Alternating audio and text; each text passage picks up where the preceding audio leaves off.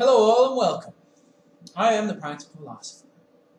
And in this video I would like to discuss a controversial figure in 20th century philosophy. And that would be a woman by the name of Ayn Rand.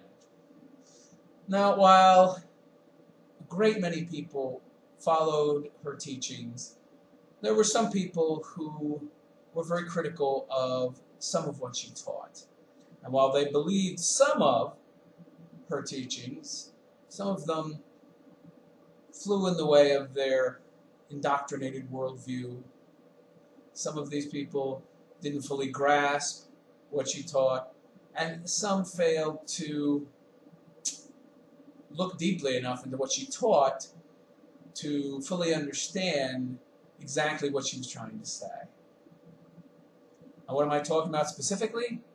I am talking about Ayn Rand's teachings on the subject of altruism.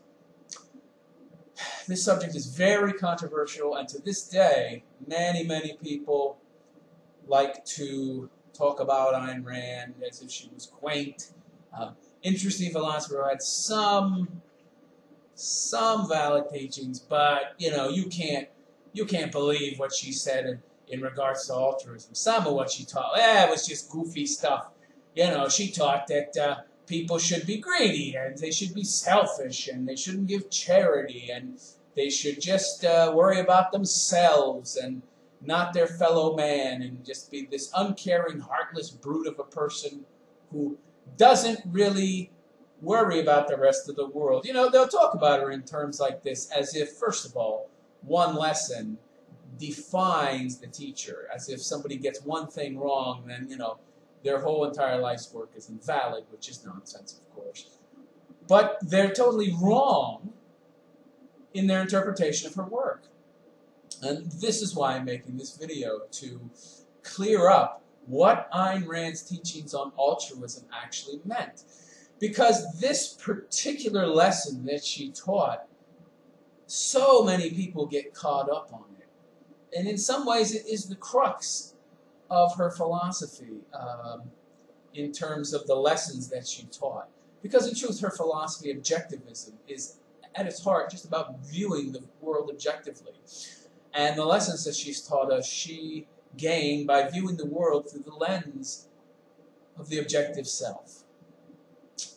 And this is where some people tend to diverge, to disagree with her, but many of them have misunderstood what she had to say about altruism. And I would like to clear that up here and now. Now, first of all, let us define our terms. What is altruism? Well, simply put, altruism is a want, a need, a desire, and an action that involves helping other people. You have a need, you have a desire, a want to give, to aid people in need, to help those that need your help. And this is an aspect of empathy. Now, of course, we all know empathy isn't necessarily a bad thing. I say necessarily because most people don't stop and question whether or not it's good or bad. They automatically assume empathy good, non-empathy bad, which is, of course, nonsense. The world is not one of absolutes in that regard. And there is good empathy, and then there is unfocused, non-judgmental empathy. Altruism. And altruism that is unfocused in its application is evil and bad, while judicious altruism can be a force for good in the world. Now, first of all, we need to go further in defining our terms, because there's not just one type of altruism. There are two. There is altruism by choice, and there is altruism where you have no choice, meaning coerced altruism and uncoerced altruism. Now, what is coerced altruism? Well, let's put it very simply. Coerced altruism is when somebody makes you give stuff to other people. These people need some stuff. You have more than you need. You should give them some stuff. I don't want to give them stuff. Well, I got a gun. So you must. That's about as easy as coercion gets. So coerced altruism is, simply put, you make other people give other people their stuff. Now, altruism by choice is pretty simple to understand. You choose to help other people. Now, this is judicious altruism. Judicious altruism is when you pick and choose who you want to help. Now, this type of altruism existed in the 19th and early 20th century. And that is the type of altruism I want to talk about first, is judicious altruism. Now, judicious altruism involves people who need help and people choosing to give them help. In truth, altruism is about people who need help, yes, but it is about you choosing whether or not to give it. Do they choose to do so or do they not? If, for example, you, through no fault of your own, get into trouble, you need help, you have an accident at work, you get into trouble, you lose your job, there's layoffs, the economy goes bad, what have you, what do? Well, clearly those are things that you have no control over, and you've done nothing wrong, so through no fault of your own, you've ended up in a situation where you need help. Now, in that situation, does that person deserve some type of help? And the answer would be yes. Now, where do they get that help? Now, the funny thing is that, as I said, back in the 19th and early 20th century, judicious altruism existed. And it existed in the form of mutual aid societies. Now, you might have heard this word before, but you've probably, like most modern Americans, never studied the history of such organizations. Or you might not even know what they were. And the truth is that before welfare state, the New Deal, you had in America mutual aid societies all over the place that existed to take the place of what we have today, which is a welfare state. Now, these mutual aid societies operated either in small communities or as international groups. And some of the largest had more than 1 million members. And the way they existed was that the people in a community or, who wanted to join one of these large mutual aid societies that existed throughout the country, they would become members, and they might pay an entry fee or a small membership fee, very small, I might add, and in that, they would contribute to the greater whole. And when someone got in trouble, when someone was hurt, when someone lost their job or was in dire need of help, these mutual aid societies would get together and on an individual basis judge whether or not the person was deserving of their help. And if they were, they would help them. They would help them either with, and oftentimes there would be help with child care if the person was injured and couldn't care for their kids, in the form of money sometimes if they needed money for food or rent, or there were even instances where they would give small loans to help people start businesses. I mean, these mutual aid societies existed literally to aid the communities they existed in. But they didn't exist to help those communities in an unfocused way. So that is one form of uncoerced, judicious altruism. Now, on the opposite side of the coin, what you have is the modern welfare state. Now, these mutual aid societies started to disappear when the 1930s came about because of the welfare state. With all of the new welfare programs that started to be instituted, these mutual aid societies lost all their members. People stopped paying dues because, hey, it's not a lot of money I'm paying, but the government's offering me all this free stuff. I don't have to pay anything.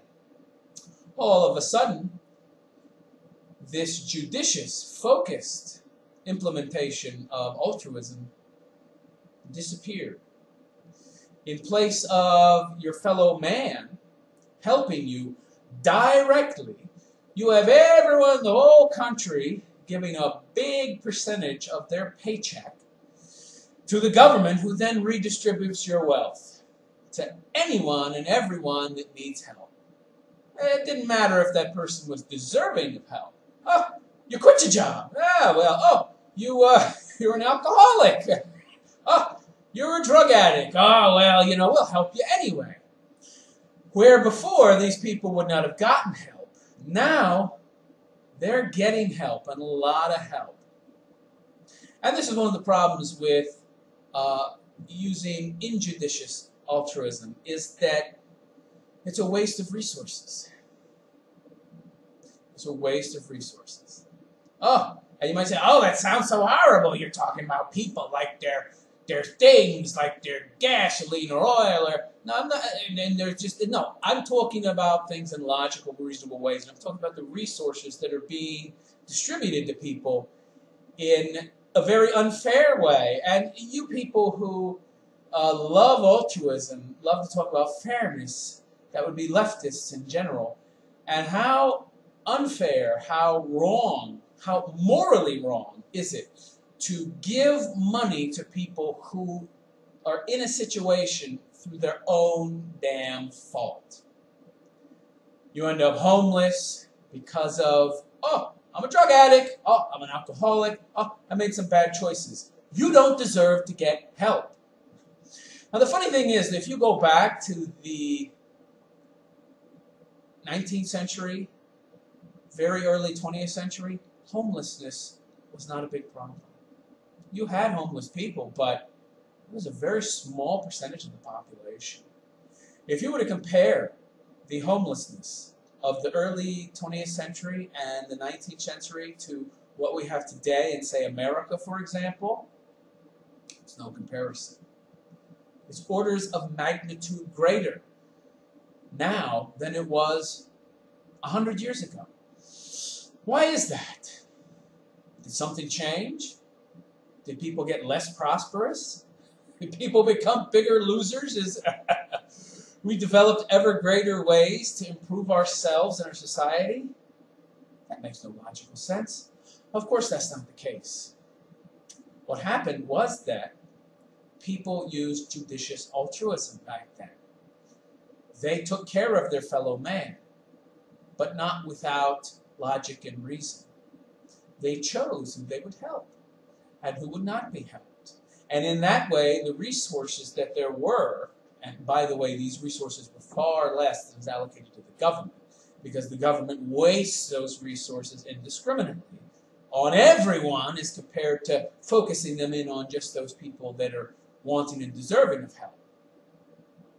And that's the problem. The people who need and are most deserving are the people in society who are the most productive individuals. The people who worked their whole life and through no fault of their own had an accident or got laid off. And these are the people that you want to help, that you want to support, because these are the people that make and create your society and make it grow. They're the ones that have the skills. They're the ones that have the chutzpah. They're the ones that have the drive to produce and go out there and work. While you have other people who are, for lack of a better term, parasites, who feel that because I exist, I breathe, I eat, I crap, that you should give me stuff. And those people have always existed in society. But until the mid to late 20th century, they existed on the fringes because they had no hosts to feed off of. Parasites only thrive in an environment where they can feed. Otherwise, they die off. Of course, they don't die off completely because there's always suckers out there who will help someone with a sob story. But they do not exist in large enough numbers, generally speaking, when you have judicious altruism to imperil the society, let alone to become a majority, a large enough group to have a voice. Oh, no, no, no. But if you have unrestrained altruism, anybody can put their hand into a cookie jar if they claim that they need help, then suddenly the number of parasites will explode and grow. And people who formerly would never have been parasites suddenly see an easier way, and then they become parasites. You see, it's all about incentivization. If you incentivize people to act in a particular way, they will act in that way. You know, it's interesting. If you think about a dog for a moment, of course, people are not dogs, but it's interesting to look at something like a dog because it exemplifies the most simple way that life forms respond to their environment. If you kick a dog, he's not coming back. If you feed a dog, he's going to come back again and again and again because you have now incentivized him to come back. That's how the world works. And no matter how intelligent we might become, the truth is, if you give us free stuff, the majority of people are just going to keep coming back for more. And that makes them into parasites. Now, back to the mutual aid societies of the 19th and early 20th century. These societies did not create a welfare state where you could live indefinitely off of the state. No. They would give you limited aid until you were back on your feet. You couldn't just sit there all day and watch Oprah. Not that there was Oprah back then, but whatever the equivalent would be. Listen to your phonograph all day of whatever popular jazz music was in vogue at that time. Whatever. You couldn't sit around all day and read and listen to the phonograph and do nothing. Because they'd cut you off. They would cut you off. And that'd be it. Nowadays, you got people that aren't even American citizens. They just come in, squat down, and they get free stuff. And so, of course, they're incentivized to come in, and more are incentivized to come in, and more parasites are created to come in. And, of course, so that's how it works. Incentive. If you give people unrestrained access to free stuff, a large number of them are going to take advantage of it. And you cannot say, oh, well, you know, geez, give people help until they don't need it, but we're not going to monitor. You know, and we're just going to give it endlessly. Yeah, we're not going to monitor whether or not they're just sitting around doing nothing to improve their situation. Now, the old mutual aid societies, they had representatives that lived in those communities, and the people in those communities that belonged to those societies, they would let them know, hey, this guy isn't doing the stuff he's supposed to be doing. Oh, well, we're going to take away his aid. He gets no more aid. So you were incentivized to get off your ass and go out and find a job. And generally, the people they helped were people who had ended up in that situation through no fault of their own. So these were people who had a very, very strong inclination to support themselves. And there was a big stigma in the past to not working. Big stigma. People had pride in their work. They took pride in being a hard-working person who provided for their family. Because so few people were able to game the system. Because there was no system. There was no welfare state. You just had your fellow man. And it worked. It worked great. And this was a uncoerced form of charity. And it existed in all parts of the country. And these mutual aid societies took care of everything from health care to unemployment to loans for small businesses. They covered all aspects of a person's needs in life. And in return, you simply paid a small membership fee, probably a yearly fee. It was a very small amount of money. We're not talking a lot. We're not talking anything near what's paid in taxes. Small fee. But these societies had everybody as a member. And you didn't need to contribute a lot. Just a token amount every year or very small incremental times because it wasn't necessary. Only the rare few people were needing the help of these societies. It's not like today where because you have just limitless, what seems like limitless amounts of help available, you can just take the help and keep getting it forever. No. It was limited in how much you could take. So you knew you had to get out there and work. And so everybody worked.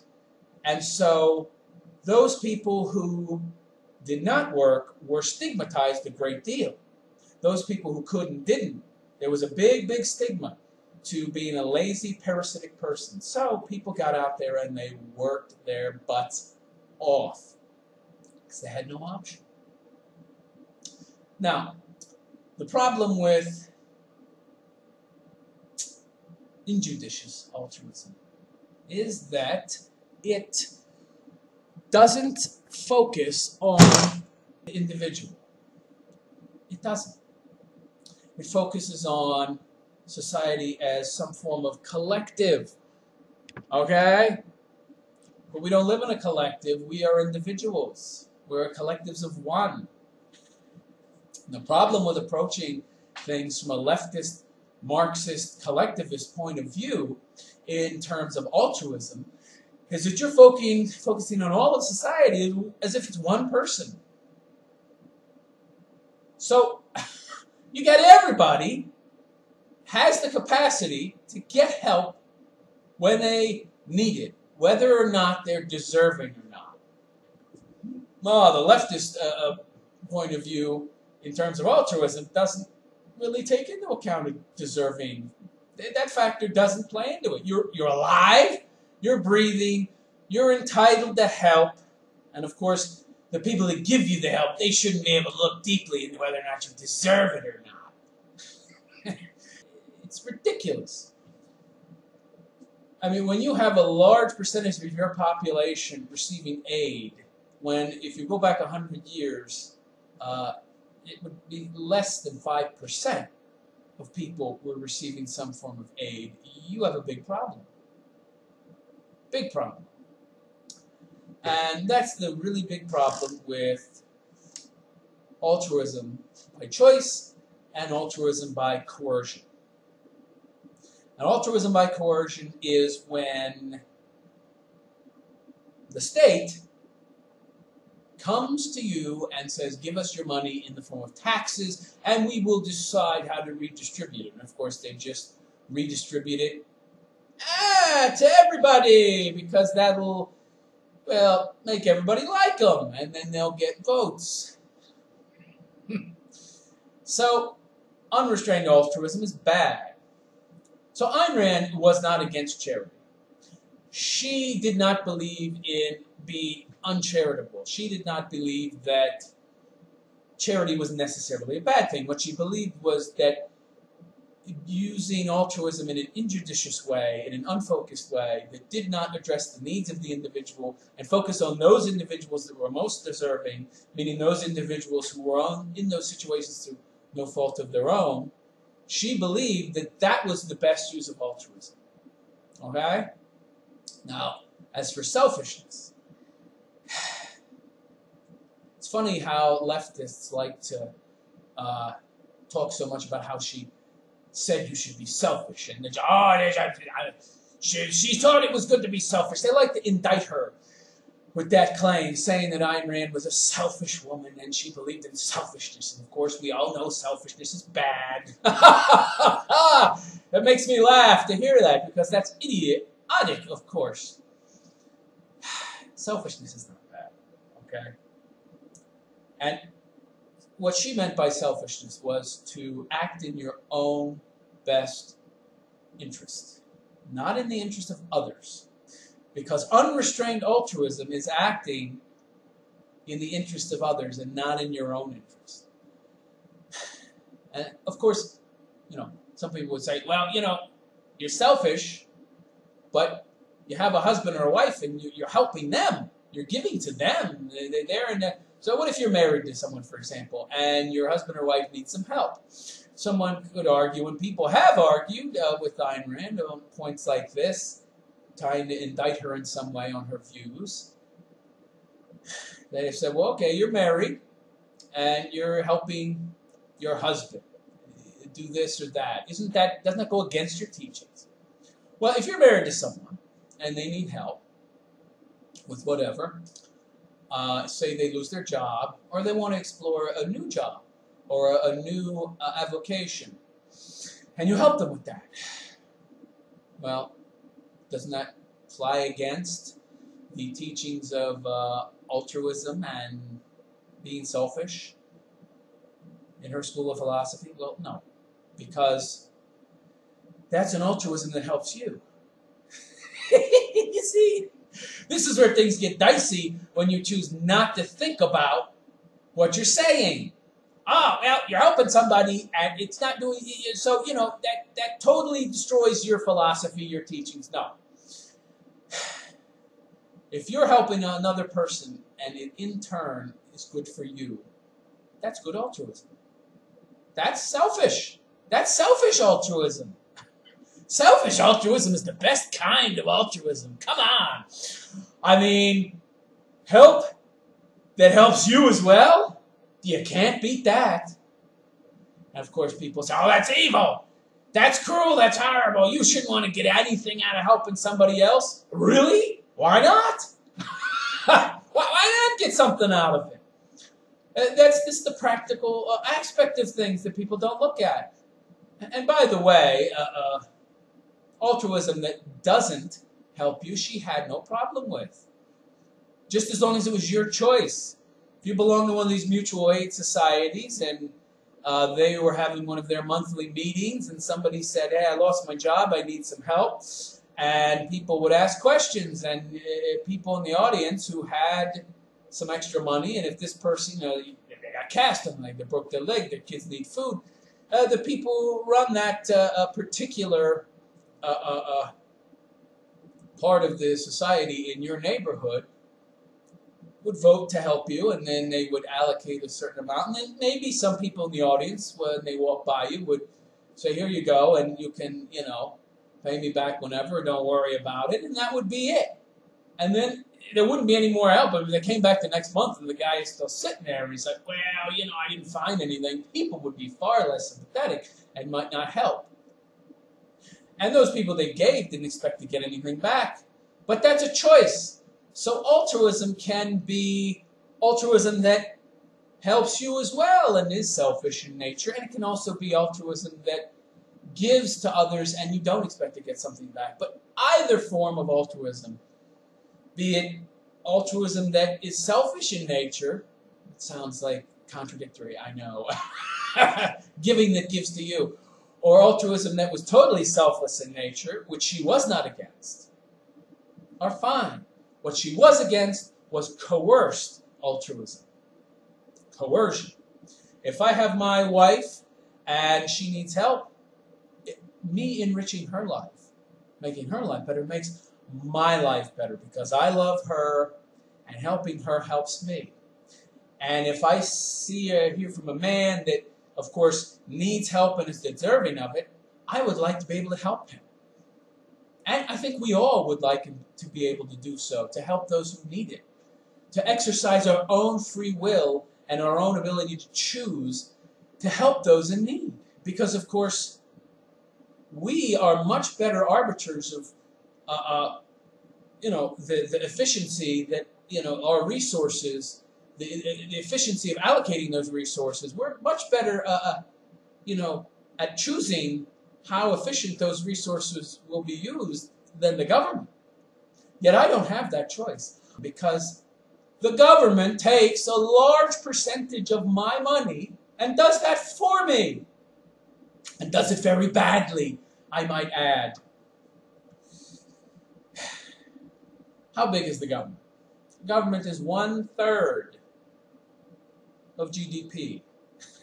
That's crazy. I mean, in America, 1/3. That's insanity. Has millions and millions of workers. How many people work for the various welfare programs in the government? And yet, really, let's think about how much of that money goes to people who need it and people who don't deserve it. The amount of waste is shocking. So I'm a better judge of who should get, and quite frankly, of course I am, because the government deals with collectives, I deal with individuals. And of course, if I'm judging who gets help on a person-by-person basis, I'm certainly going to be a much better judge at allocating resources, my own resources, than some nameless, faceless bureaucrat.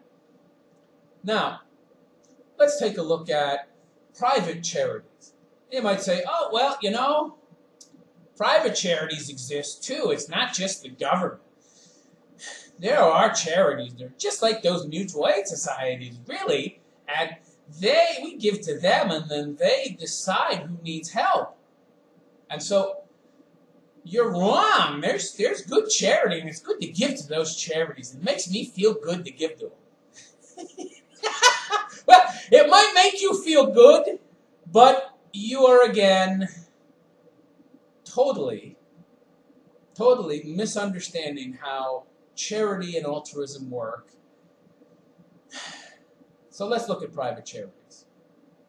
So, this is a relatively modern phenomenon, the charity as business. Because do not fool yourself. All private charities are first and foremost businesses. They're secondarily there to help people, but their first and primary goal is to get your money. Okay? Don't kid yourself. Even the Catholic Church, which is held up as some great charitable institution, is there to get your money. They want your money. That's it. They want your money. So, you know, let's not kid ourselves here.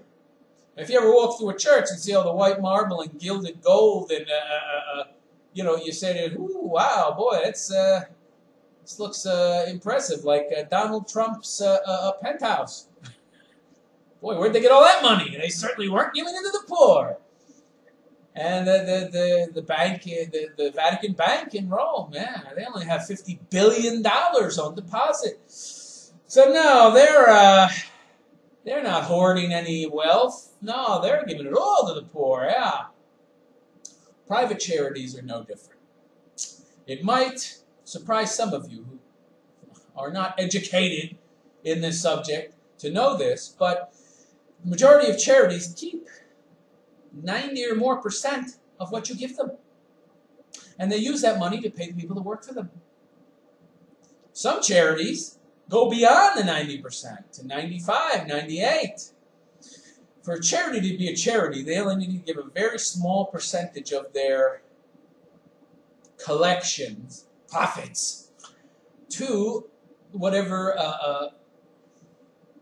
you know, they're supposed to be doing, whoever they're supposed to be helping, and then the rest they get to keep.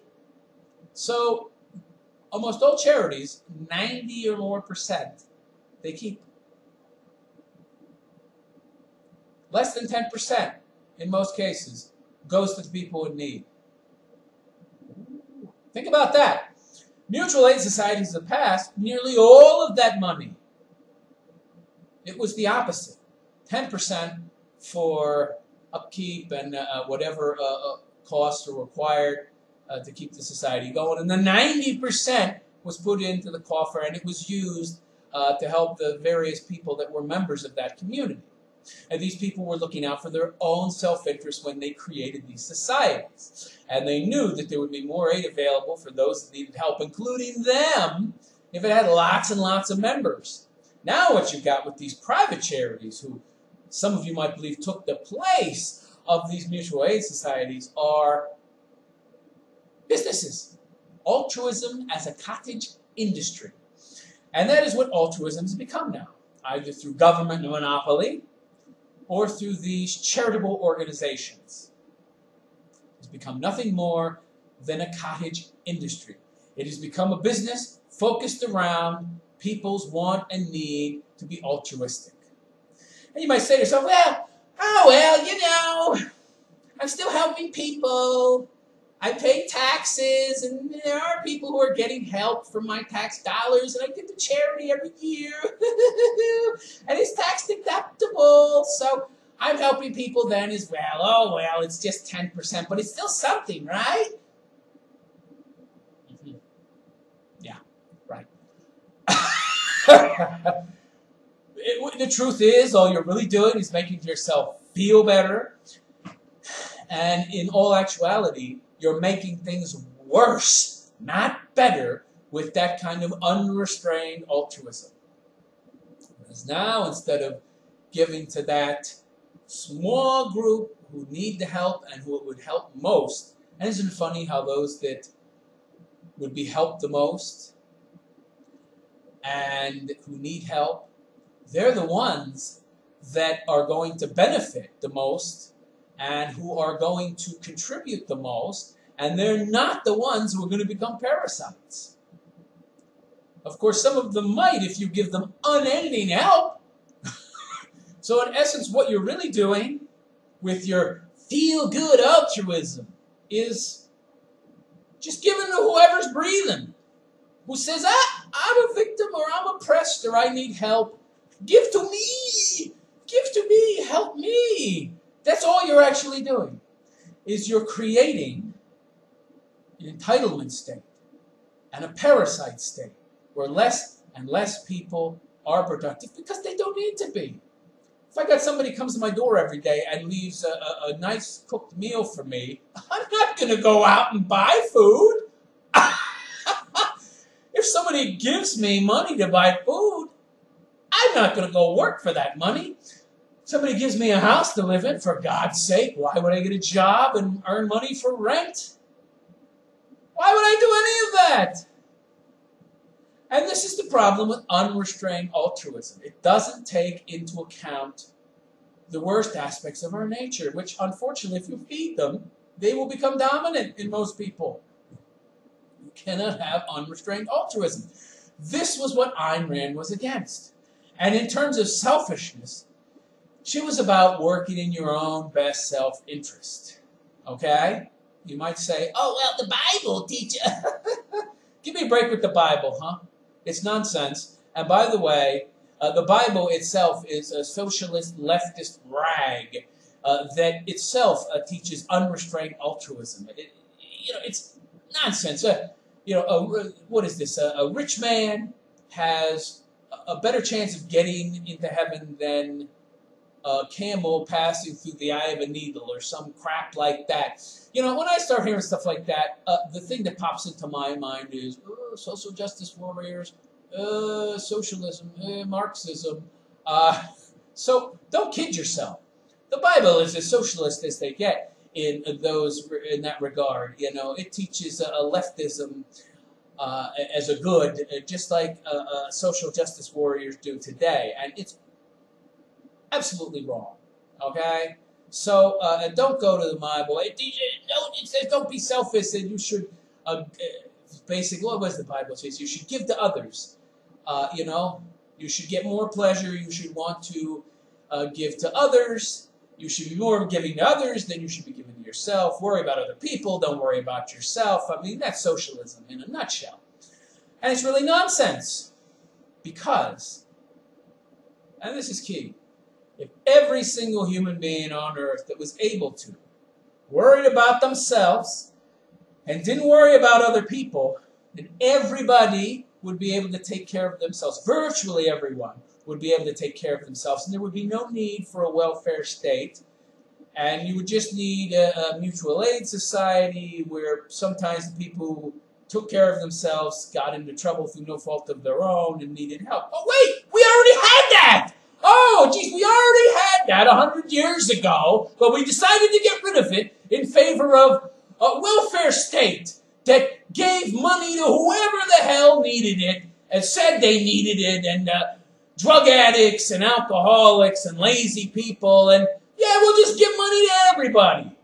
We already had that. We already had that. And we decided to get rid of it, and then all of a sudden people are surprised that homelessness skyrockets, that substance abuse skyrockets, because, geez, you can afford to be a junkie when the state is flipping the bill. So, yeah, these are the things that Ayn Rand had a problem with. She didn't have a problem with, choosing to be altruistic to other people. She didn't have a problem with, geez, this poor guy, he's worked for 20 years, he's got 3 kids, and he broke his leg, and, he was laid off. He really deserves some help. Very productive person, and, he'll get back up on his feet. And the aid and the money we give him will be put to use. You're wasting money when you just give it to sloths who are going to sit around and do nothing all day. who don't deserve it, who haven't proved they deserve it. That's the biggest flaw with the welfare state, which is essentially unconstrained altruism. I'm breathing, I have a pulse, I need help, so give it to me. There is no individual judgment taking place. Everything is being done in a collective way, so injudicious altruism is what is taking place, as opposed to what works, which is judicious altruism. And that was what Ayn Rand was in favor of. Judicious altruism. In small doses. Because in large doses, it's lethal. And in terms of a society, it's lethal to that society. Okay? And we're seeing that right now. Alright? So, she had no problem with helping other people who needed help. Just don't hand out bags of money like it's Halloween and ding dong, yeah, trick or treat. Oh, but now Halloween's every day. Oh, well, okay. That's all right. No, it's not all right. So for those of you out there who are critics of Ayn Rand, who said that she was a selfish, nasty woman and she didn't care about her fellow man, wrong. The truth is, she understood how human beings are, and she cared a great deal about people. But what she didn't believe in was feel-good politics that subjectivists do, that advocates just giving, giving, giving, without much, if any, judiciousness taking place, without much or any investigation being done into the person who's getting it. I'm breathing, and I need help, so give me some help, yo. I mean, now in America, you've got some jurisdictions giving homeless people free houses. Not housing, but an actual house. Oh, well, you know, we looked at the numbers and it was cheaper to just give them a house. It was costing more in municipal services. So we'll just give them a house and it saves us money. Why don't you just tell people, go ahead and be homeless and we'll give you a house? I mean, this is incentivization, okay? You're homeless and you get a house. Come on. Really? Now, some of those people might be homeless through no fault of their own, but a large majority of them are not, and are homeless because of their own fault. And I'm not talking about war veterans who need help. And by the way, if we were to, backtrack 100 years, these type of people would have gotten help when they needed it from their community, mutual aid organizations, and they wouldn't have ended up homeless to begin with. So another problem you end up with this injudicious altruism is it's inefficient. It's inefficient. And the people who need the most help, the people who need the most help, are oftentimes those who deserve it, who ended up in that situation through no fault of their own. People who have been to war and who have been traumatized and have PTSD and who are just psychologically a mess. And because of how inefficient the system is, these people don't get the help they need, and then they end up homeless. And then, of course, it burdens the system even more, because now you're dealing with a homeless person, and they need even more help than someone who wasn't homeless, because they deteriorated so much because they didn't get the help they needed. I mean, this is what happens when you try to treat everyone as the same, and you give out help to just everybody, instead of just those who need that help. You end up with a very inefficient system. And then what you end up doing is creating even more people who need help. So again, it creates this cottage industry. So, yeah, the government loves this, of course, because it creates more parasites, more people that need help. Hence, the government has to get bigger to service this huge, ever-growing group of people who need help. And meanwhile, sprinkled throughout this large group of people that need help are little tiny dots, little segments, actual individuals who needed the help the most and who deserved it and aren't parasites. And then you have the vast majority who really could take care of themselves if they had the incentive to do so, but they don't. So, in summary, injudicious altruism creates parasites. Judicious altruism keeps them on the fringes of society and stigmatizes being a parasite. And this is another problem with injudicious altruism that is practiced by private charities and the welfare state administered by the government. You take away the stigma of being a parasite because it becomes so commonplace. If you make it into an acceptable thing to be a parasite and there's no more stigma, you see what you see now. You know, huge percentages of the society on welfare, getting food stamps, getting aid for whatever reason. People coming from foreign countries and squatting and then getting money from us. This is what you see. And it forces the government to grow because it goes, oh, well, we got more people that need help. We need to be bigger to help them. And that's why government they love injudicious altruism. It gives them an excuse to take more of your money. And to administer that money, they need more government employees, so they get bigger and bigger and bigger. You know, government loves to get bigger. They love to take more of your money. So for those of you out there who have railed against Ayn Rand and said that she was a selfish, nasty woman who only cared about herself, she cared about people. She wasn't all about herself. She really, really cared about everyone. She understood that people acting in their own self-interest will do what is best for them. And of course, what's best for everybody is to go out, be productive, feed yourself, clothe yourself, take care of your family, make sure you have a roof over your head. And she understood that if you do this for people, injudiciously, en masse, they are going to just become accustomed to that, and then that's going to be the new normal, which has unfortunately become the case. So, from my own point of view, altruism in and of itself is not an evil thing.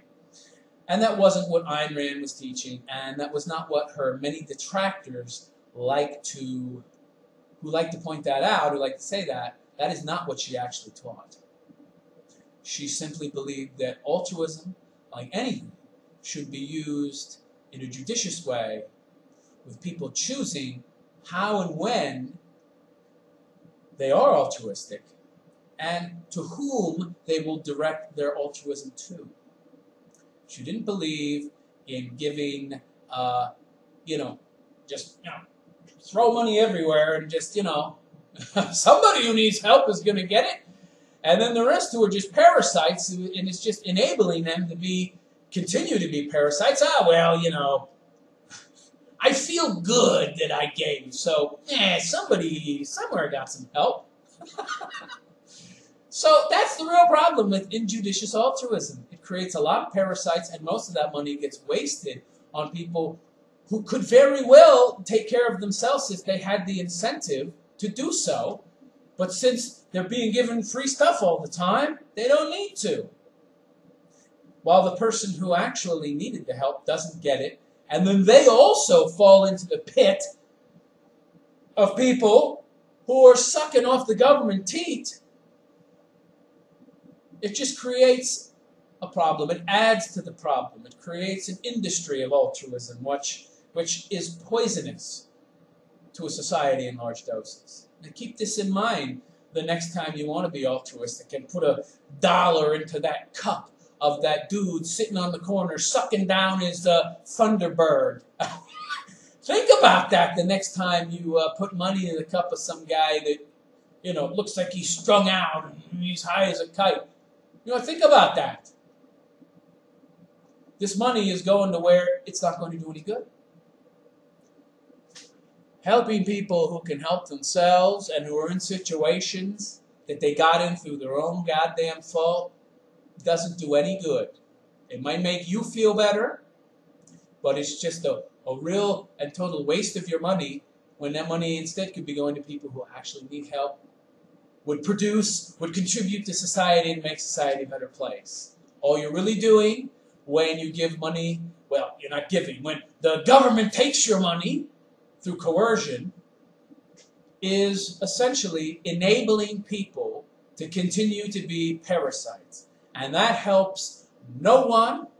You only help people when altruism is judiciously given. It's that simple.